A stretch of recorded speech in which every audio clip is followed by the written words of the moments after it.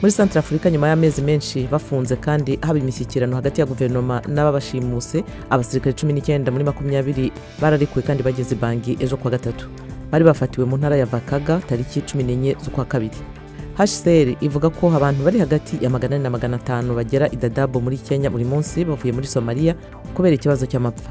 OMS ivuga ko hagati y'ukwezi kwa mbere n'ukwa gatandatu abantu 135 bashobora kuzajya bapfa buri munsi.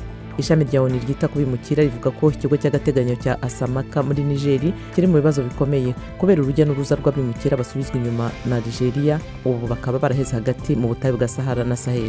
Amapfa ikura Karicha muri Ethiopia yatumye amatungo menshi apfa. Jiro Wile, umuyobozi mu karere, hasanga abantu aribo bashobora gukurikiraho.